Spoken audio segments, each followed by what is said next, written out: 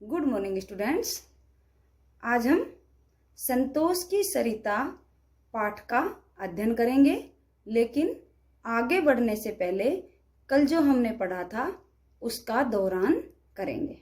संतोष की सरिता। संतोष की सरिता पाठ के माध्यम से लेखक आज की आधुनिक पीढ़ी जो सभ्य कहलाने वाली है उस पर क्या किया है, पैना कटाक्ष किया है कि जो आज की आधुनिक एवं सभ्य पीढ़ी जो माता पिता की सेवा से क्या चुराती है, जी चुराती है, उस पर क्या किया है, लेखक ने कटाक्ष किया है, व्यंग किया है और एक संदेश भी दिया इस कहानी के माध्यम से कि हमें अपने माता पिता, अपने से बड़े बुजुर्ग व्यक्ति का क्या करना चाहिए, सम्मान और सेवा करनी चाहिए।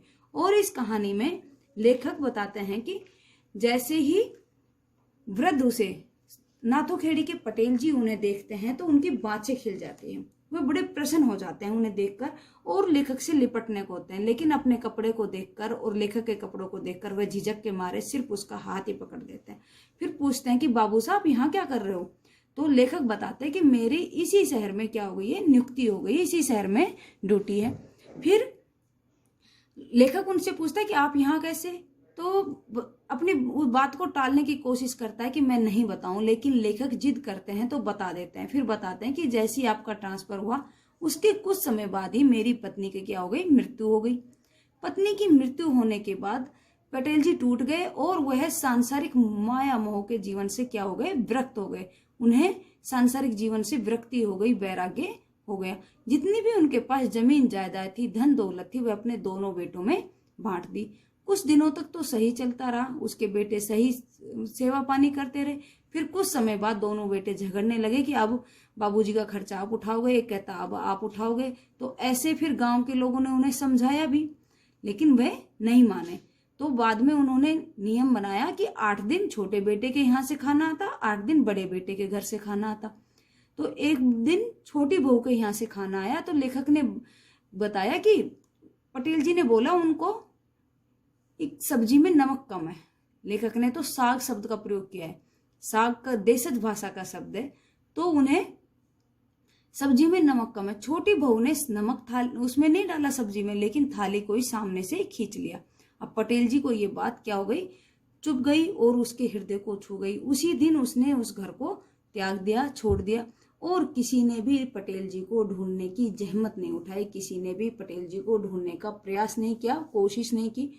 तो पटेल जी कहते हैं कि अपमान से अच्छा तो सम्मान सहित मरना ही अच्छा है। अपमान करवाने से अच्छा है सम्मान से मैं मरी जाऊं, इसलिए मैंने घर का त्याग कर दिया। अब आगे चैप्टर पढ़ते हैं।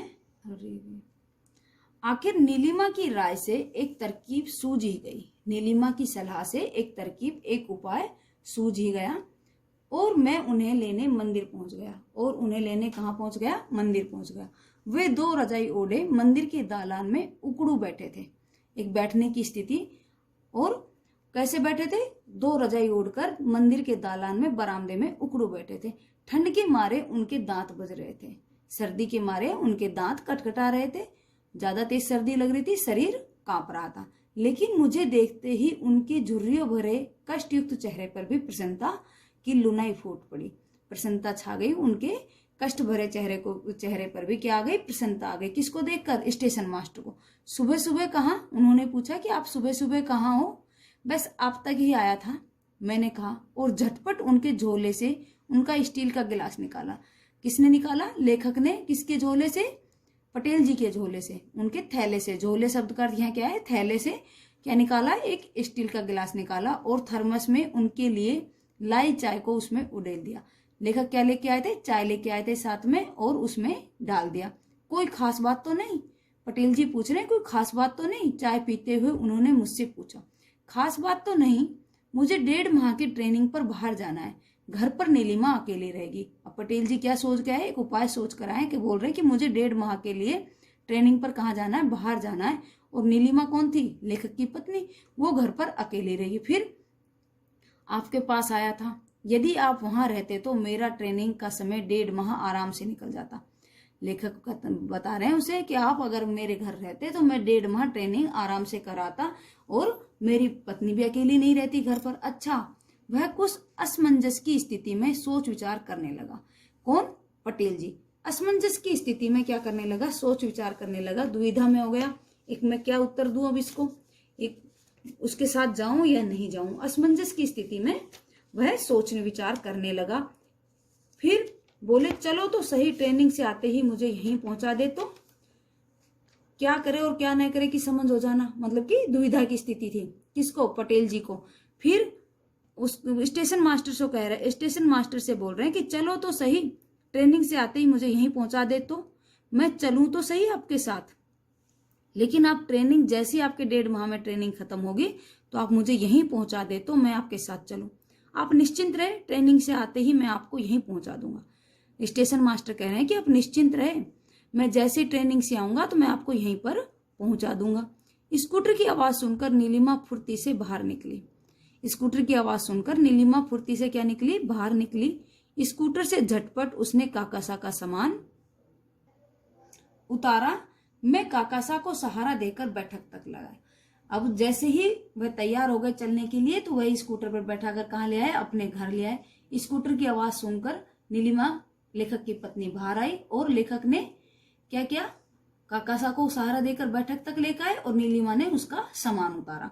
1.5 माह की अवधि के बाद काकासा अक्सर नीलिमा से पूछा करते थे। 1.5 माह तक तो नहीं पूछा, क्योंकि लेखक उसे बोल के गए थे कि मैं 1.5 माह तक की क्या जा रहा हूँ, ट्रेनिंग पर जा रहा हूँ। फिर उसके बाद, अवधि का अर्थ क्या होता है, समय। उसके बाद पूछने लगे कि बहू जी भैया जी ट्रेनिंग से कब वापस आएंगे, बहू जी भैया जी ट्रेनिंग से कब वापस आएंगे। वह उन्हें झूठी दिलासा देती रही, वह उन्हें झूठा दिलासा देती रही, बस अब वह आने ही को ही है, एक बस अब वह आने वाले ही हैं, उनकी ट्रेनिंग समाप्त होने वाली। मैं किसी ट्रेनिंग में गया ही नहीं था। लेखक किसी ट्रेनिंग में नहीं गया था। नीलिमा से वहां मंदिर पर उनके द्वार उठाए जा रहे दुख देखे नहीं जा रहे थे।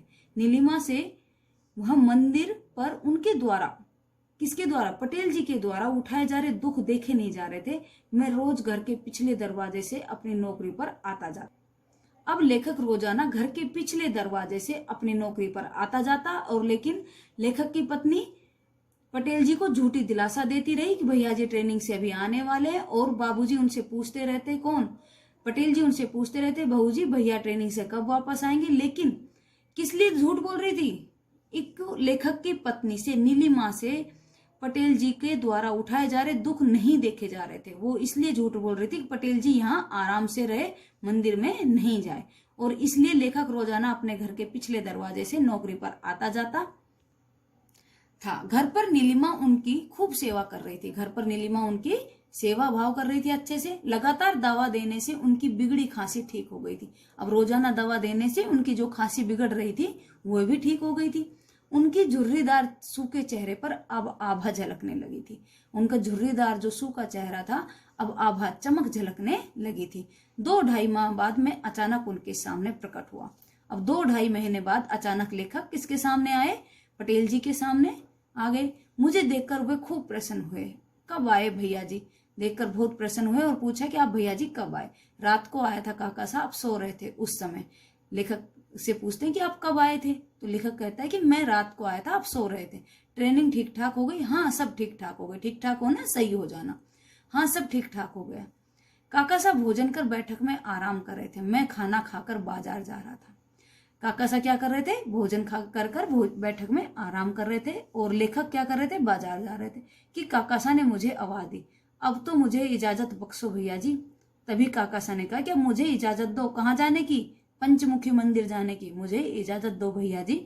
किस बात की काका साहब, लेखक उनसे पूछते किस बात की इजाजत दूं। मैंने अनजान बनते हुए पूछा, लेखक ने अनजान बनते हुए पूछा। वहीं पंचमुखी जाने के लिए, वहीं पंचमुखी मंदिर जाने के लिए मुझे इजाजत दो। यहाँ आपको कोई तकलीफ है, फिर लेखक उनसे पूछता है कि यहाँ आपको कोई तकलीफ है क्या। यहाँ मेरे लिए तकलीफ क्या, उल्टे मेरे लिए स्वर्ग जैसा है। पटेल जी बोलते हैं कि मेरे लिए तकलीफ नहीं है, लेकिन ये मेरे लिए स्वर्ग जैसा है। पर मैं तुम पर बोझ नहीं बनना चाहता, मैं तुम पर बोझ बनकर नहीं रहना चाहता, मैं अब पंचमुखी मंदिर ही लौट जाना चाहता हूँ। मैं चौकन्ना हो ना, आश्चर्य हो। उनके किसी भी प्रकार अपने घर पर रोकने की तरकीब सोचने लगा।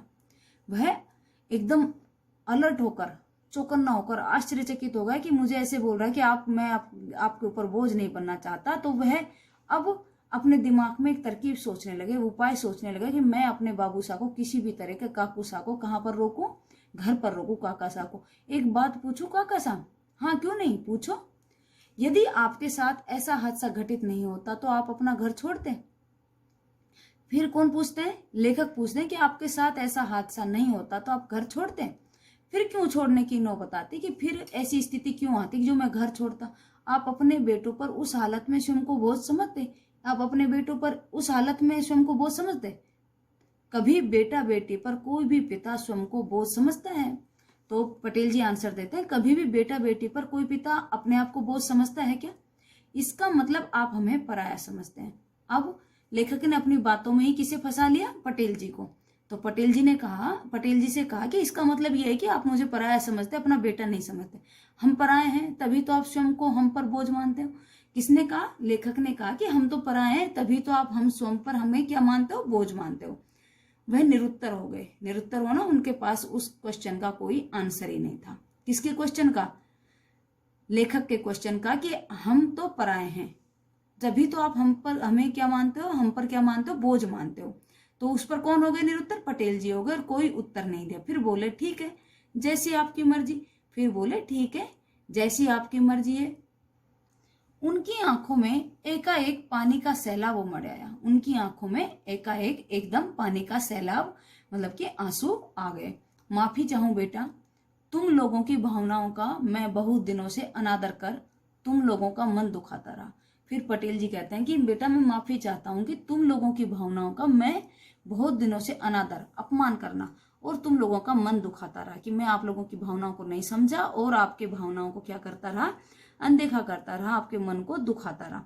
अब मैं कहीं नहीं जाऊंगा, तुम भगाओगे तो भी नहीं। अब मैं कहीं नहीं जाऊंगा, तुम मुझे यहाँ से भेजोगे तो भी नहीं। मेरे असली बेटे तुम दोनों ही हो, जुग जुग जियो। लेखक कहता है कि फिर उसके बाबूजी ने बोला, किसके बाबूजी ने? पटेल जी ने बोला कि मेरे असली बेटे बहू तो तुम दोनों ही हो, जुग जुग जियो, हमेशा खुश रहो और लंबी आपको उम्र प्राप्त हो। उनके हाथ आशीर्वाद में उठे। कंठ अवरुद्ध हो आया था, मतलब कंठ अवरुद्ध, गला भराना, रोना आ रहा था। किसको? पटेल जी को। चौखट की आड़ में खड़ी नीलिमा की आंखों में भी आंसू थे। चौखट की आड़ में मतलब कि चौखट की साइड में खड़ी हुई उसे नीलिमा की आंखों में भी क्या आ गए थे? आंसू आ गए थे। साफ सुथरे वस्त्रों में सुखी संतुष्ट से बैठक में बैठे काकासा को जब इधर उधर से आते जाते देखता हूं तो हृदय में संतोष की सरिता कल कल नाद करती प्रतीत होती है। सुखी, साफ सुथरे वस्त्रों में और सुखी और संतुष्ट से, कौन है? पटेल जी। बैठक में बैठे काकासा को जब इधर उधर से आते जाते देखता हूँ, काकासा जब इधर उधर से घूम कर आते हैं और आते जाते हुए मैं उनको देखता हूं तो हृदय में, लेखक के मन में एक संतुष्टि की नदी बहती है, कि कलकल नाद करती प्रतीत होती। क्या? संतोष की सरिता, संतुष्टि की नदी, उसके हृदय में एक कलकल जैसा नाद, मतलब कि नदी के पानी की आवाज कैसी होती? कलकल। ऐसे ही उसके हृदय में एक संतोष की सरिता बहती हुई प्रतीत होती है। मुझे लगता है काकासा ही मेरे बाबूजी हैं, सच मेरे बाबूजी। किसको लगता है? लेखक को लगता है काकासा ही मेरे बाबूजी हैं और सच में मेरे बाबूजी। शब्द युगम, पुनरुक्त शब्द युगम, जुग जुग, कल कल, ठक ठक, बांटते बांटते, तिल तिल। समानार्थक शब्द युगम, साफ सुथरे, मेल मिलाप, शर्म हया, जमीन जायदाद, सुख चैन या सुखी संतुष्टि। समानार्थक शब्द क्या होता है? समान अर्थ है। साफ सुथरे, जैसे साफ सुथरे, दोनों का अर्थ क्या है? समान ही है। विपरीतार्थक शब्द युगम, उल्टा, विलोम शब्द, रात का दिन, आता जाता, इधर उधर, हाथ पाव। सार्थक व निरर्थक शब्द युगम, सार्थक जिसका अर्थ निकलता हो, निरर्थक जिसका कोई अर्थ नहीं निकलता हो। जैसे ठीक ठाक, ठीक का तो अर्थ निकलता है, ठाक का क्या अर्थ होता है? कुछ नहीं, ये निरर्थक शब्द है।